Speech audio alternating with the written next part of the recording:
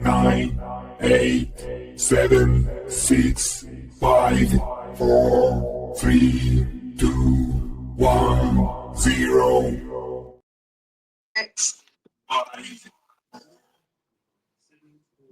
Welcome, everybody, to another rounding episode of Cryptid Conversations. I'm your host, Brother Blue. Joining me today is my wonderful panel of analysts. We have Torsten, Jasper, and Michelle Drinks Coffee. Now, this week's topic, creatures of the air, cryptid creatures of the air, rather.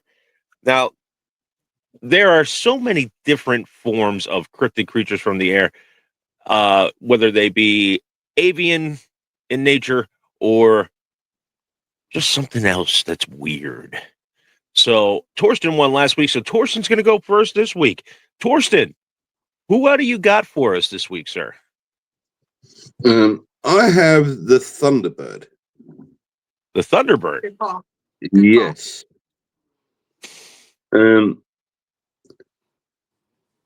During my bit of research, I was actually surprised. It's a hell of a lot more flying cryptids than what I thought there was.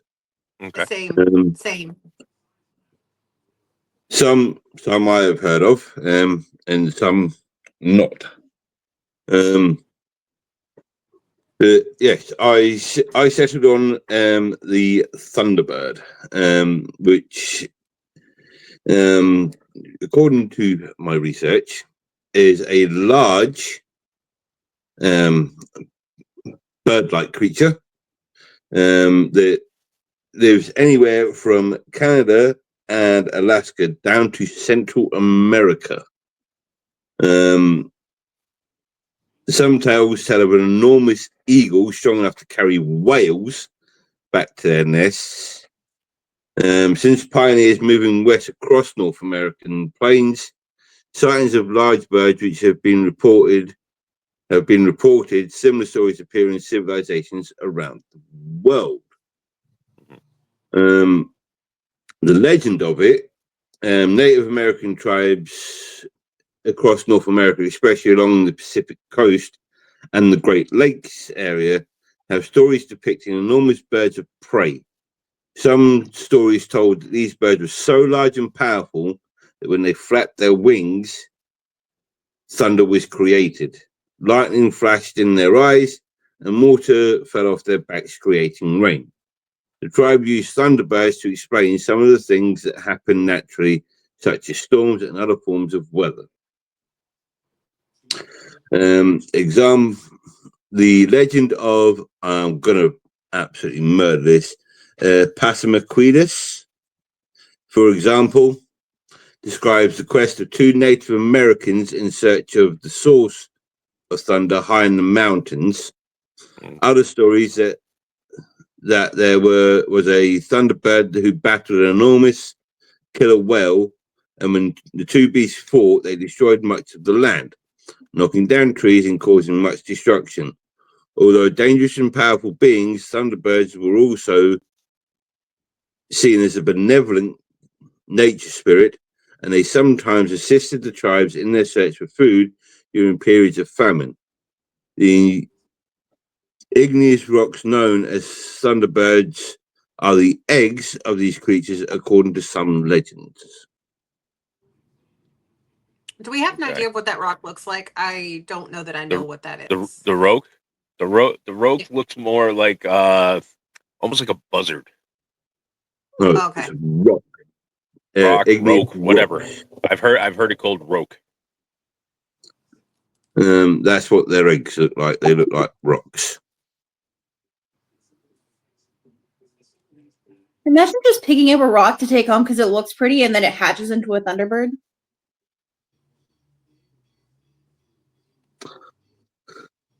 Yeah. That's kind of creepy thinking now.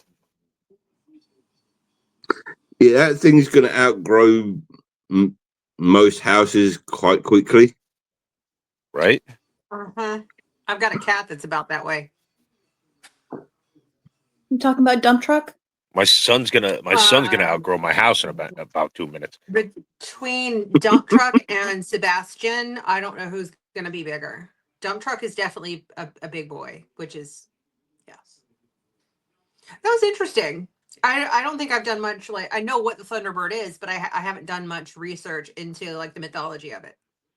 Yeah, I mean the thing with the Thunderbird is that it spans so many different Native American legends.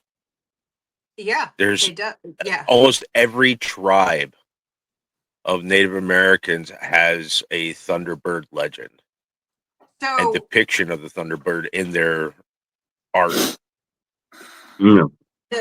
yes, and when I get to mine, this will lead into that conversation where almost every single Native American or early indigenous tribes that were scattered amongst the Americas had some sort of thunderbird or a flying thing that they worshipped as a god. Yeah. Yeah. I mean, you even see that in Mesoamerica with Oh, yeah, absolutely. Quetzalcoatl. Quetzalcoatl And was amazing. I almost picked him, just FYI. well, Almost.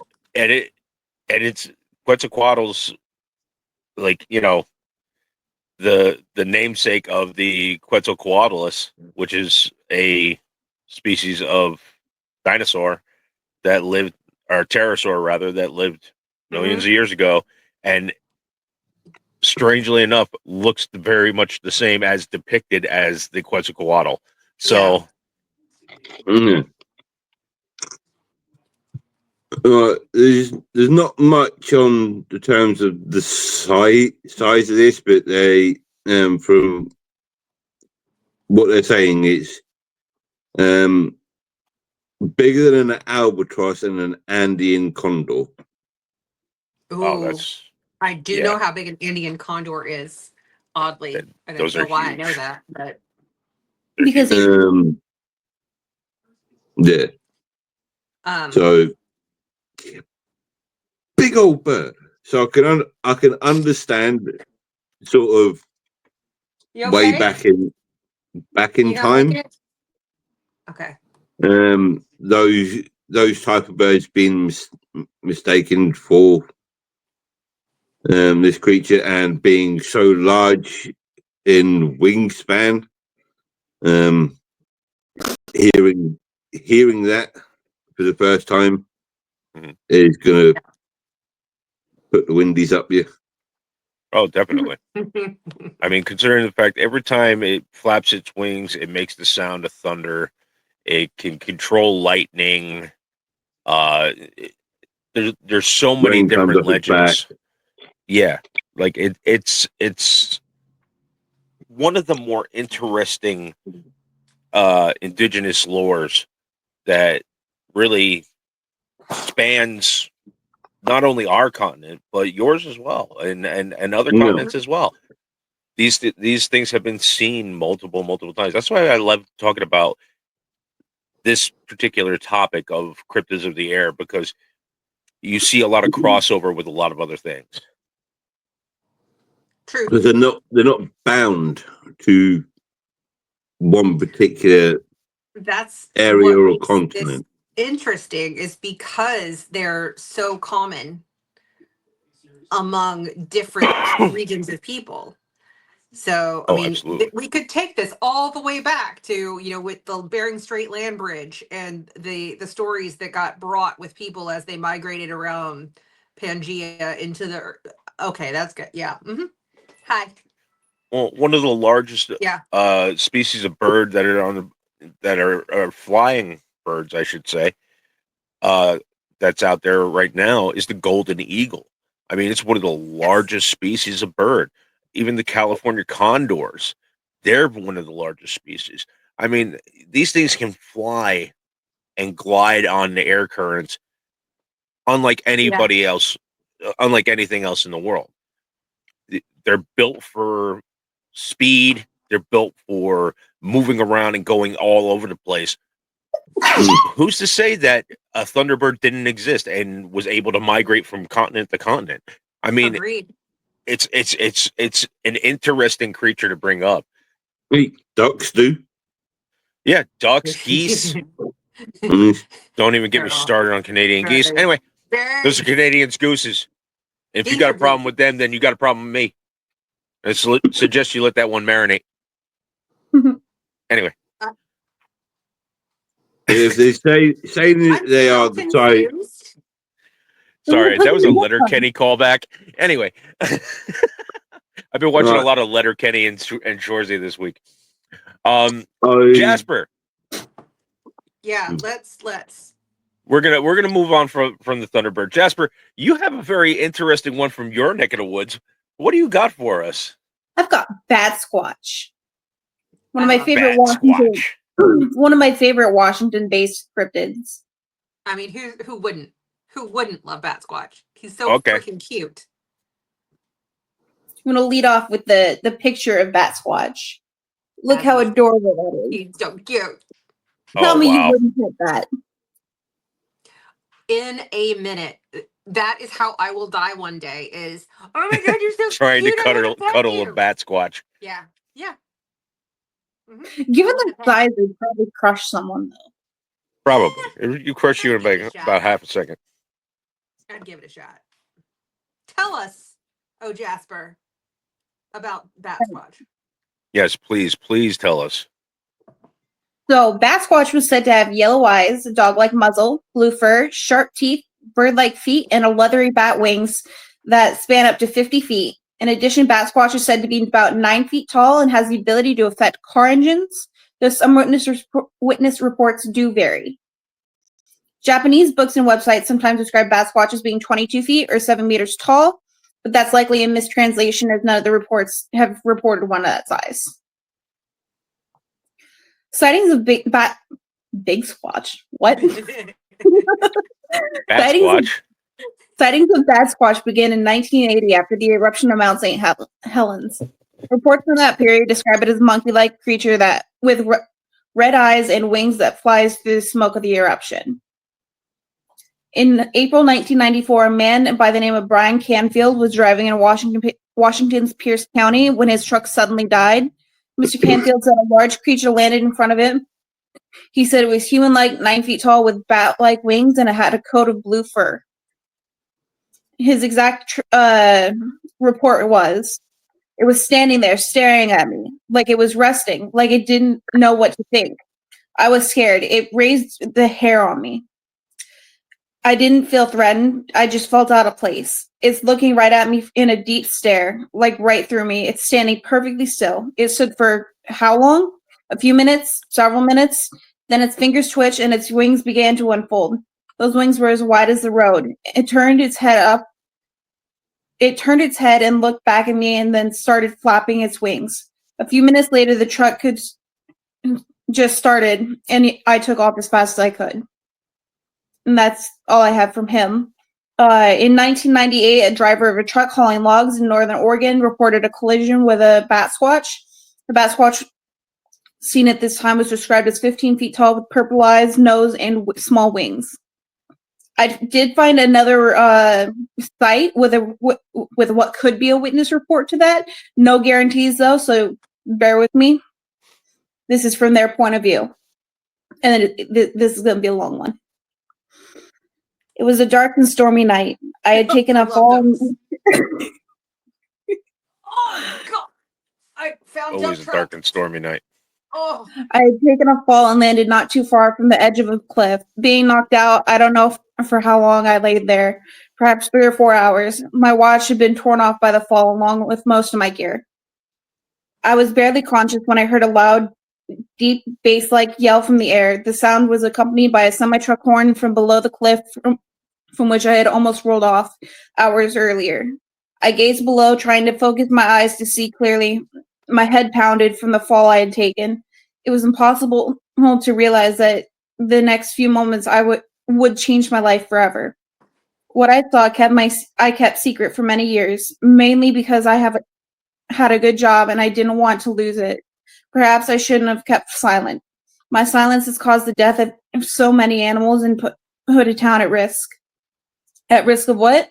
I will let you be the judge. I will not come out and let my name be known. However, I will tell you what happened that night and the following days. You can be the judge. I was able to witness a logging truck full of Douglas firs hit a large object in the middle of the narrow dirt logging road. I thought it was a large stump at first sight, but the object upon being struck bounced into the air, almost flying, then fell into the canyon below. It was strange because I could have sworn the object was purple and had wings, but I attributed the color to my blood-stained glasses and the wings to my inability to see clearly at that very moment. What I did see was a cloud of dust from the semi as its brakes were being applied, the driver attempting desperately to miss the object in the road. At first, the truck slid headlong into the object. Then, as the truck hit the thing, it must have dazed the driver of the truck because this long semi abruptly swung left, hitting the cliff wall, then jackknifing. The rear of the trailer still sliding slowly as it swung precariously near the edge of the right side of the road, 100 feet above the steep, rocky walled valley below. Then, as if in slow motion, the dirt road under the rear of the trailer gave way, and the rig slowly started moving, falling trailer first over the edge of the road. It was as if something had clutched the back of the trailer and pulled it over the side of the logging road. I desperately tried to see through the cracked windshield of the semi before it too followed the rest of the way over the edge of the road. Always I will remember the sound of the twisting metal as the truck slid down the valley cliff and then crashed to the bottom. There was no explosion, no fire, just the sound of metal scraping against rock, echoing off the canyon walls. A few moments later, only silence and a small cloud of dust rose from the valley below me. I couldn't see the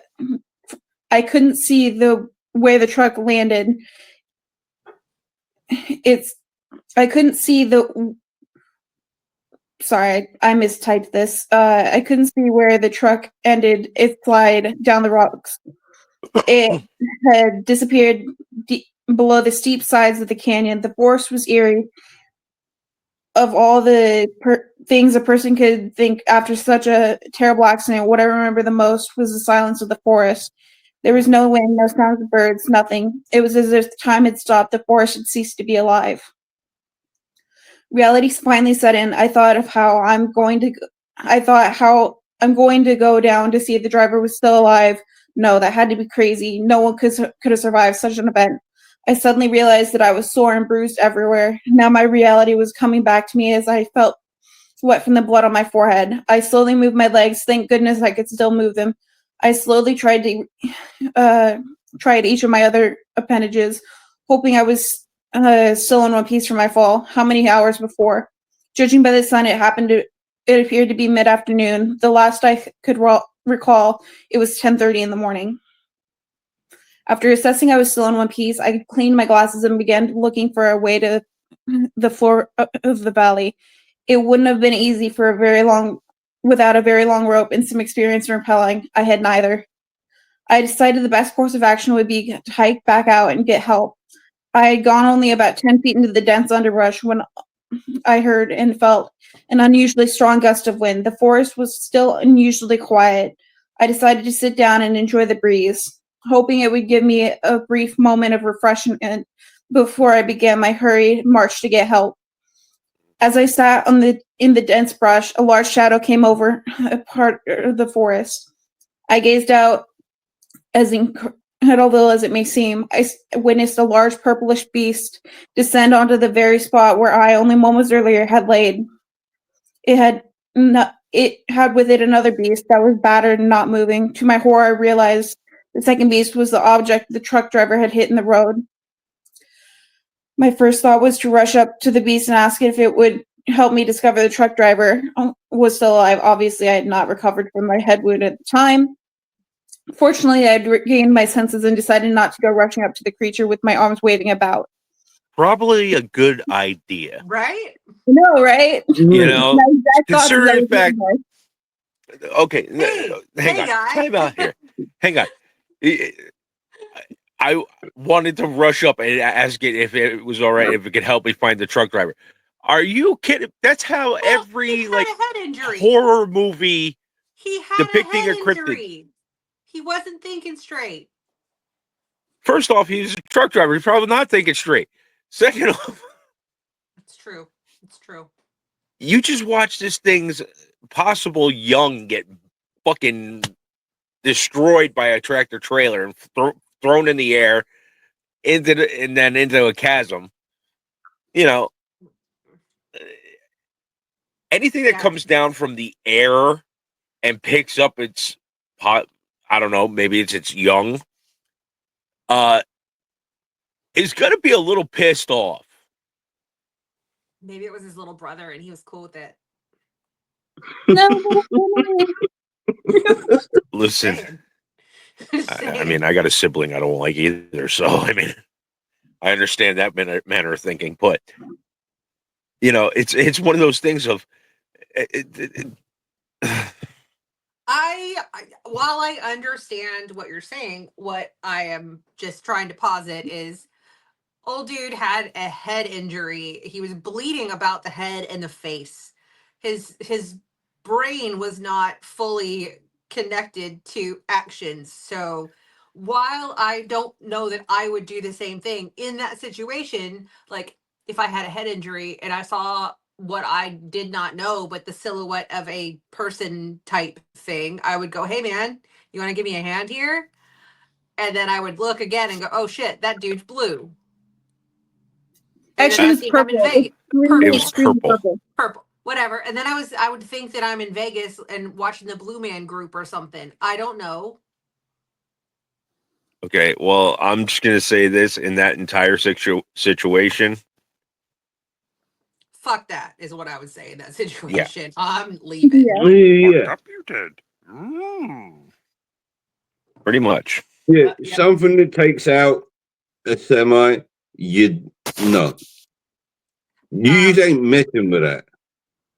Yeah. Yeah. No. No. Mm-mm. Mm-mm. Mm-mm. Am I good to continue? Yes, please. Go ahead. All right. The creature stood about 15 feet high from where I was sitting, hunched over the front of me. I later discovered this creature would measure an easy 30 feet from head to bottom once it was airborne. I say bottom because it didn't really have a tail. The head of the animal was unusually small compared to its massive body. The beady purple Yeah, eyes. talking about his butt. Sorry. This is what you get. We're a bunch of children on this show, I swear. The beady purple eyes would remind anyone who has the misfortune of seeing them. Remind. I don't think that makes sense. Believe that this creature could be of the Ratton family. I don't know what that means either.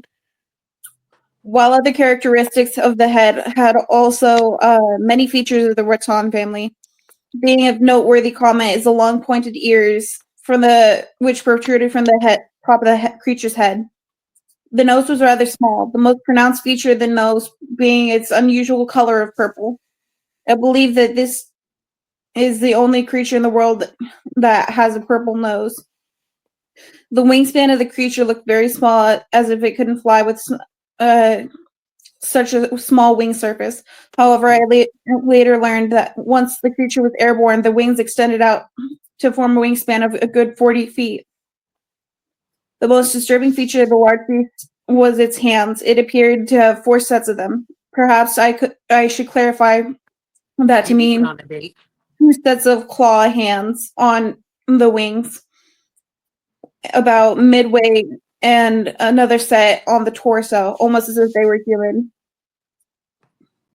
This witness goes on to say their worst fear is someone tracing their email back to them and having the story come back to haunt them because they don't want to become the laughing stock of their town, as they claim to have a prestigious position in their city, which they obviously don't name for their personal reasons. You know, and that's something that you see with a lot of sightings of certain things. A lot of people don't want to, you know, make their identity known, and because they're afraid of a stigma being placed upon them. And when it comes to stuff like that, I just got to say, like, so you saw something. I get it. You don't want to seem like the town crazy person, but maybe there's somebody else in the town that's seen something and can talk to you about it. Yeah. You know, I mean, I don't know. It's just my own personal opinion. Yeah. No, Bat Squatch is an interesting little guy. Like, and the I mean, it whole ain't idea that of the little. wingspan thing, like, because every time you see the description, it's very, very, very like the width of the wingspan is not very evident when it's down on the ground. Yeah. But as soon as it goes up, it triples. Yeah.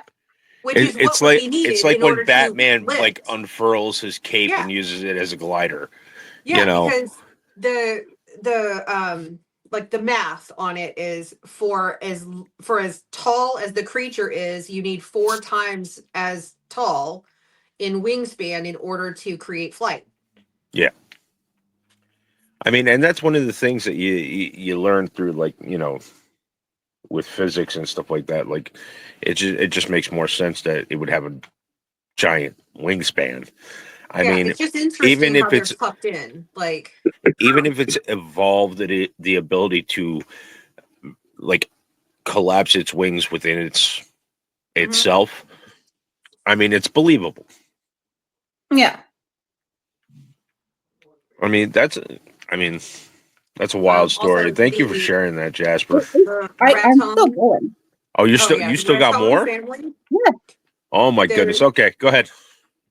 In 2009, near Mount Shasta in California, several hikers witnessed a huge creature with leathery wings spanning 50 feet fly out of a crevice in the mountain. At first, an eyewitness described the creature as having a head similar to a pterodactyl. However, upon reconsideration, the witness claimed it was more akin to a flying fox bat. And then other cryptids that may be related to Batsquatch, Carl Sugar, I assume it says Sugar, wondered if Batsquatch might be related to I'm not sure if that says Deva or Diva, a red bat-like creature to be 10 to 12 feet tall that Geoffrey Hodgson saw in Lake District of England in June 1922.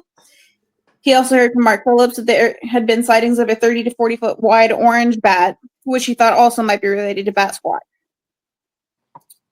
Today, the tale of Batsquatch lives on in several venues, fringe sections of the internet, still carefully cataloged, every whisper of the flying monster found in the Pacific Northwest. While dedicated cryptozoologists continue their theory crafting, more mainstream appearances of the creature can be found in Rogue Brewery's IPA by the same name. On their website, they claim that they chose the name because of all the stories of Batsquatch are a bit hazy on the details. So what better than to honor the legend with a hazy IPA? Interesting. Yeah.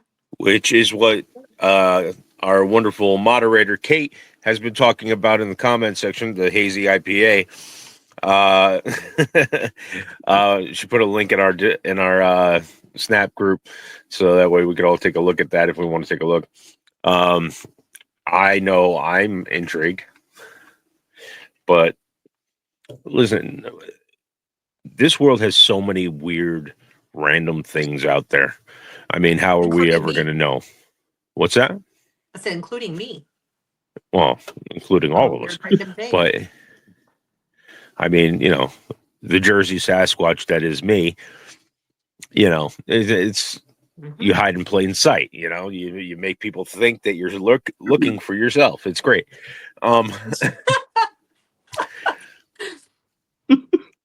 So hiding in plain sight works for me. But I digress. Jasper, do you have anything else for us? I do have some the elevation for Batsquatch. Batsquatch are naturally attracted to and prefer to live in mountainous environments, so local elevation is important for determining where the Batsquatch may be. That would make sense. The existence of nearby forest cover is also important to consider, as many of the animals that Batsquatch prey on, such as deer and moose, live in these habitats.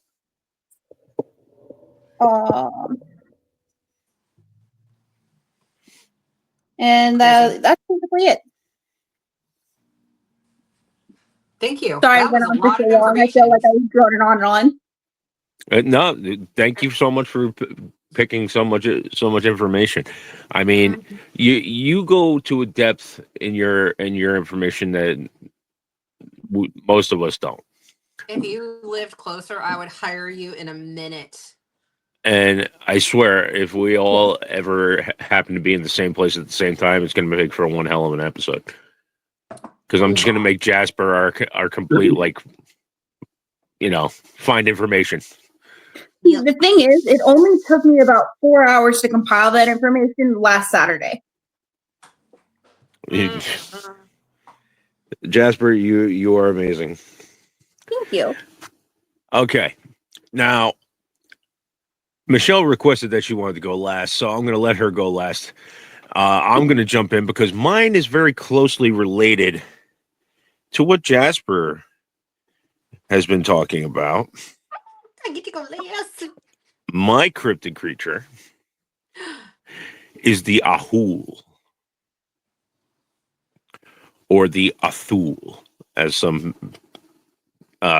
groups call them. It's a winged cryptid. Some portray the creature as a giant bat, while others claim it's a flying primate.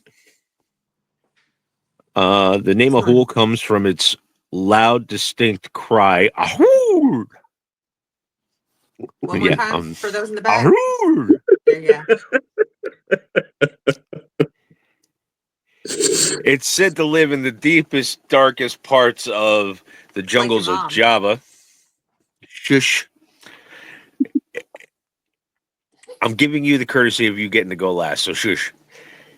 I already know I'm going last. Now I can just... It lives in the deep... Okay, can I go through my creature, please? Thank you. I let Jasper go. Now I'm starting to... It lives in the deepest, darkest part... Shush! It lives in the deepest, darkest parts of the jungles of Java and can be found across most of Indonesia. Subspecies can be found on the nearby island of New Guinea in the form of the ropen, a presumed cousin of the Ahul. The ropen has a long snout, large wings, and a long, thin crest. The Ahul, though, has a distinct face that has features of both a chimpanzee's and a bat's. Large, dark eyes, red skin wings, large claws on its forearms, and is covered in gray fur. It's said to have a wingspan of 18 to 28 feet, or 6 to 9 meters in everybody else's freaking calculations. Anyway, that is 3 to 4.5 times the size of the largest bat known to man, which is the flying fox, by the way. Although it mainly eats local fauna, such as large fish, it will opportunistically, occasionally attack humans. Meaning it will attack larger prey when the conditions present themselves. One scientist theorized that the creature may be related to another cryptid, the Congamato. However, it's described as more of a bat-like creature than a reptile-like one.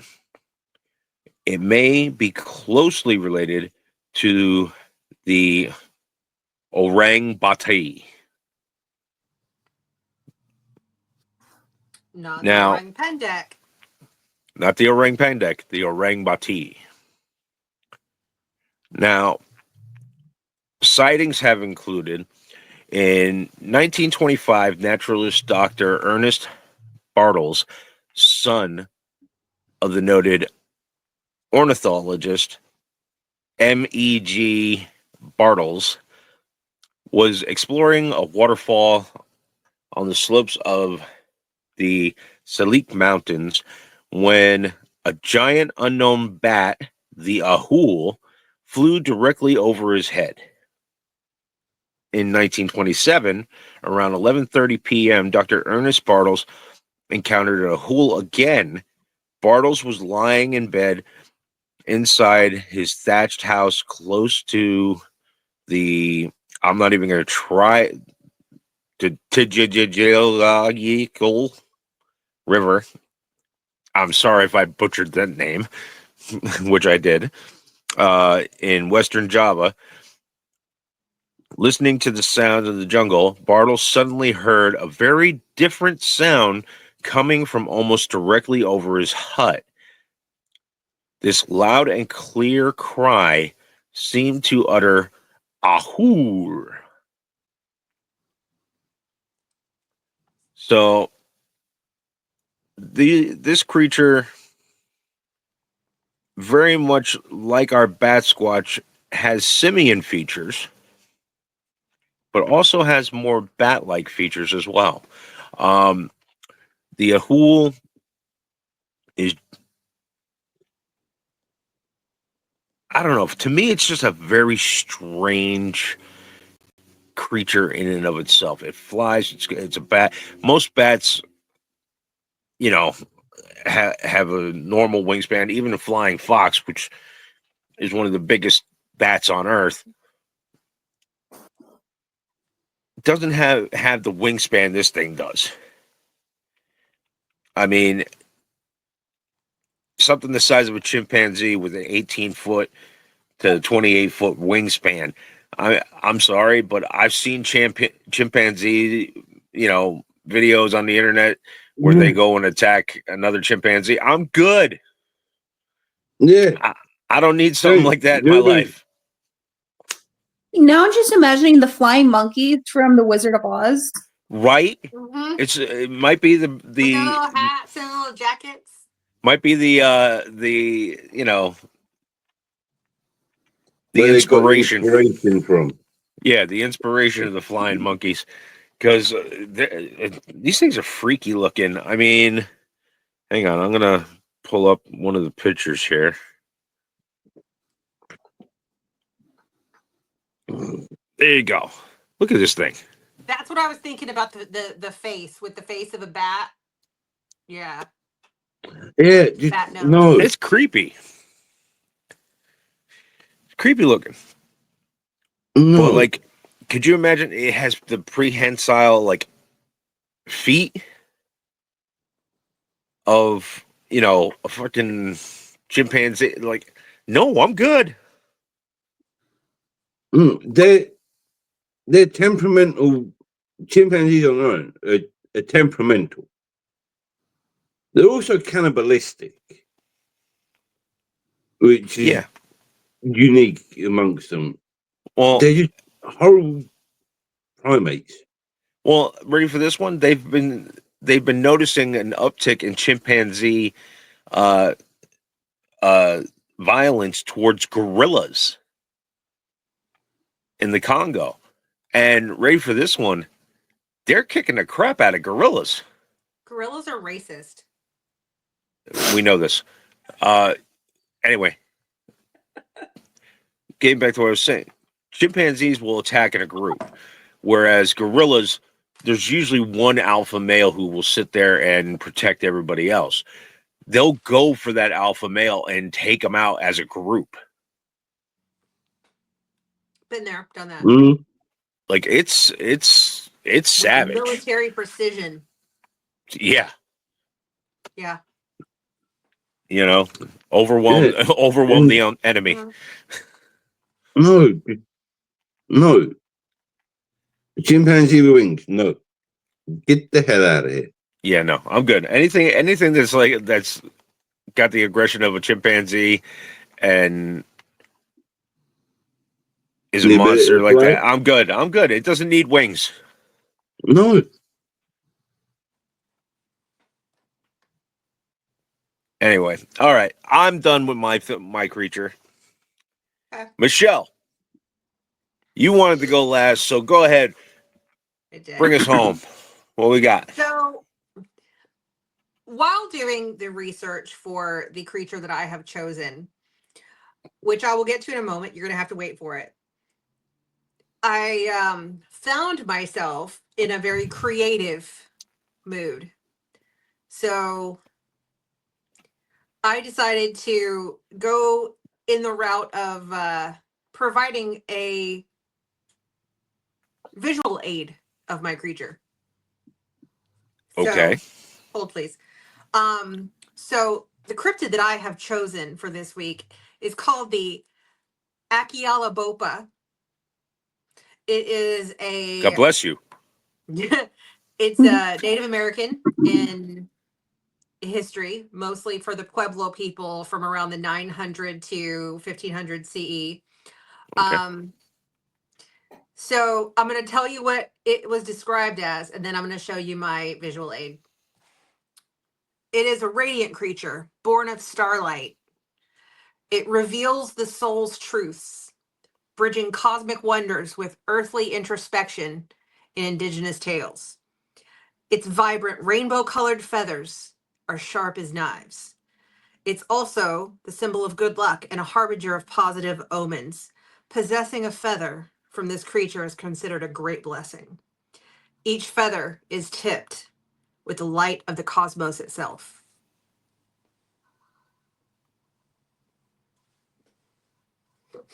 So it's a chicken with rainbow feathers? Yeah, I was bored. It's a cute little guy. Hi.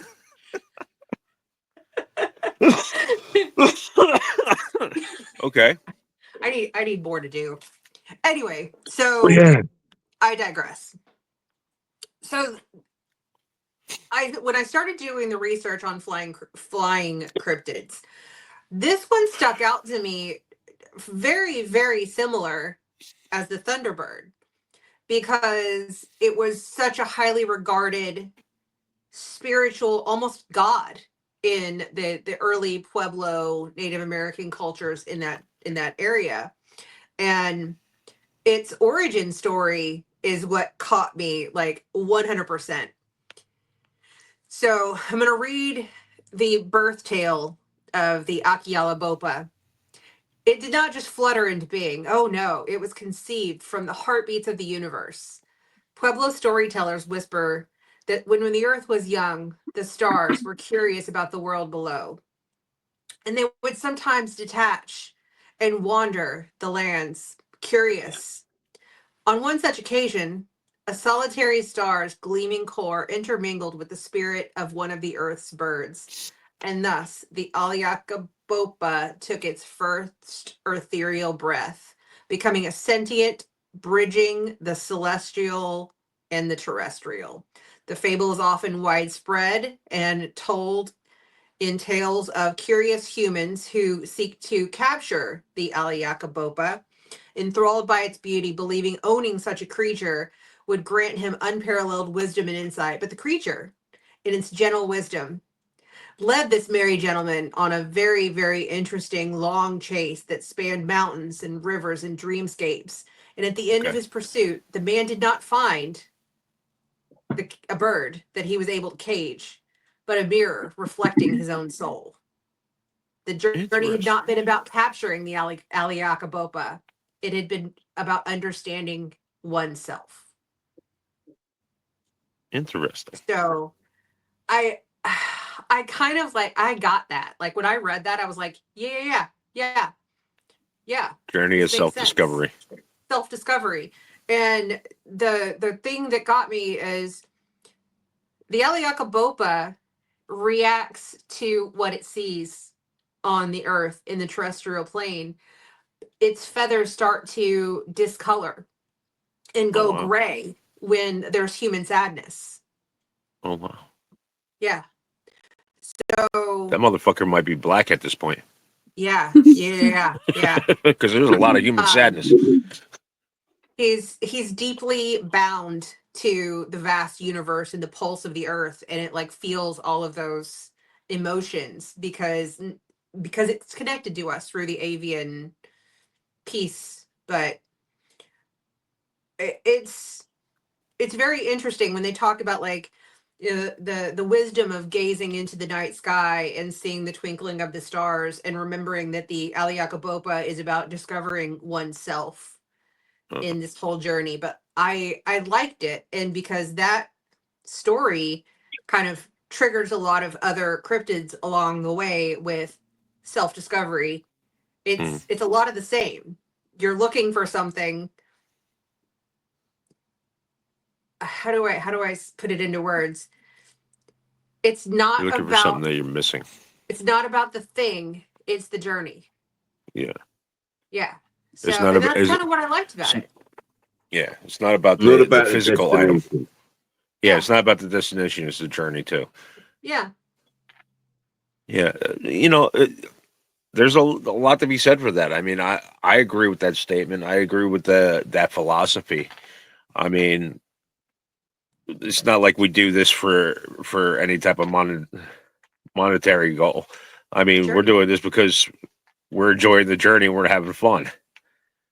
You know, as my old man used to say, I may not make a lot of money, but I have a lot of fun. Truth. And you know what? The journey is what is most important. I mean, and from the Ali Alka, what is it again? Ali Akabopa. This guy. Bless you. It's you for the bird. Do you want me to The, mail this here? Do you want him? No, I don't want to. I'm still waiting on that Bigfoot cast that you're supposed to print off for me. Yeah. Oh, what was that? Oh, okay, I'll tell him. He said no. Like me. Anyway. Oh, I know. Anyway. He's a bully. Yeah. I am not. I'm the nicest asshole you know. Anyway.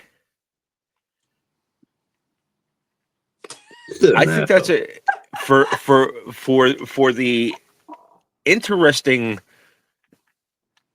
introspective look of your creature. I'm gonna give Michelle the win today, guys.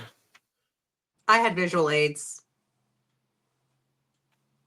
I mean, visual aids always help. You know, I'm freaking autistic as hell, so I like visual aids. I do want to redo him though, because I think I can do better. But I will say this. I think this week's winner of Cryptid Conversations is Michelle. Michelle's going to win today's episode. She gets to co-host next week. She That's gets to two. go first. That's 2 wins for Michelle so far. Two. 2 wins in 4 episodes. I feel like I need to give an acceptance speech. Well, you could give that speech in a minute. Okay. All right. So here we go. Now, here's the thing. I'm going to leave it up to the people viewing right now because we got 5 people watching us right now. Do we really? Hi. Yes, we do. We got 5 people watching us right now. I'm going to leave it up to you guys in the comment section right now. Pick a cryptid creature or group of cryptids that you want us to talk about and put it in the comment section right now. Example, So that way- water cryptids, air cryptids. We've already done water snake-like cryptids. Forest cryptids, fae. Come up with something. Put it in the comment section, and or we'll like a look region. up what we can find. Like Celtic, Scottish. Anything. No haggis. Haggis isn't a cryptid, it's a food. Don't know what's wrong. As far as I'm with me. concerned, it's a cryptid. Anyway, No, it's not. but I'm gonna give you I like guys the hummus. next like 5 minutes to decide whether or not you guys want to decide. Otherwise, I will decide next week's thing in the next 5 minutes. Michelle, go ahead, give your victory speech. I would like to thank the Academy for the ability to crochet and make cryptids. No, I appreciate the win. I put effort into this, almost Jasper-like effort, not quite as Jasperish. Yes, that is now. But you did. Jasperish. But you did create your own cryptid creature. I did. So I did. we will He's give a you the little same mouthy, part though, as like- Jasper there, because Jasper was going to win.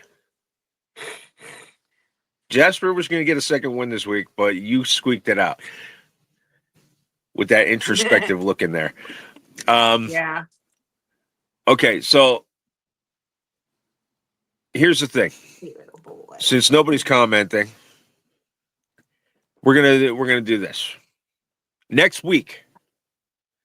We're gonna talk about one cryptid in particular. Bring it.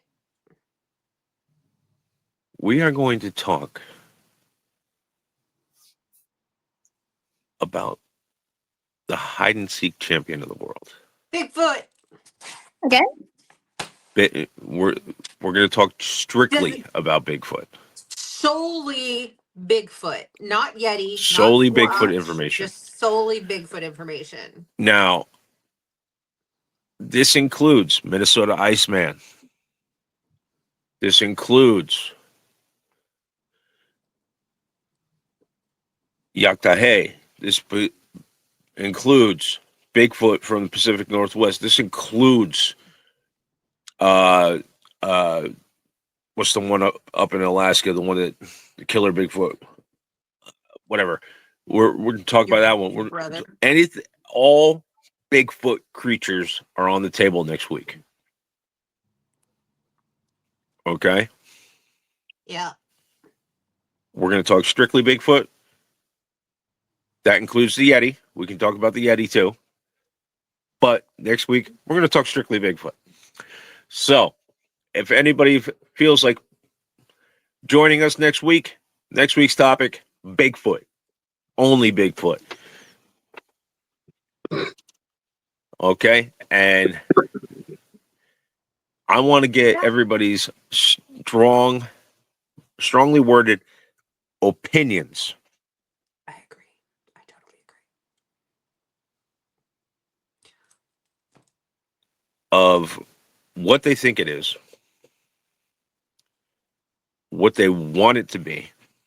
The Akiela Bopa says it's big feet, not Bigfoot. Bigfoot. Big feet. I told Bigfoot. him, but he's not listening to me. I don't know what to tell you. I don't care.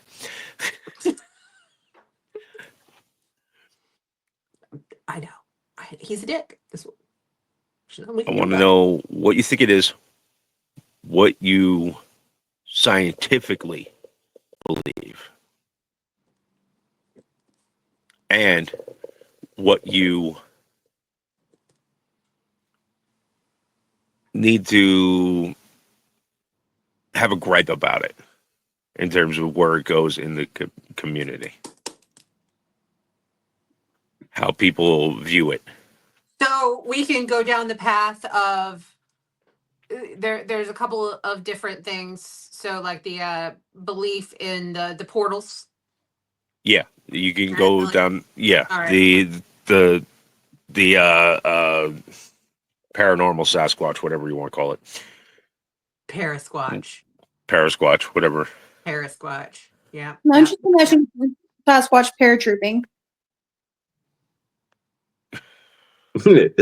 That's Blue jumping out of a plane. That's me jumping out of a plane, and that ain't happened in a very long time. Thank you very much. All right. With that being said, thank you for joining us, everybody, for this wonderful episode. Kate, we will take phase into the different phase groups into account in a later episode. We'll probably do it not next week. Obviously, we're not doing it next week. We'll probably do it the following week. Even if you guys don't want to comment here in the comment section about it, there is an email attached to our page here. Go into the description of our page and you'll find the email, and you can email me what type of things you want to do. And he says don't send Blue any nudes. Blue does not please need no it. nudes. Please no nudes. I don't need that in my life. Bad enough I got to see myself in the mirror every day when I take a shower. I don't need that. Anyway, everybody, thank you once again for joining us.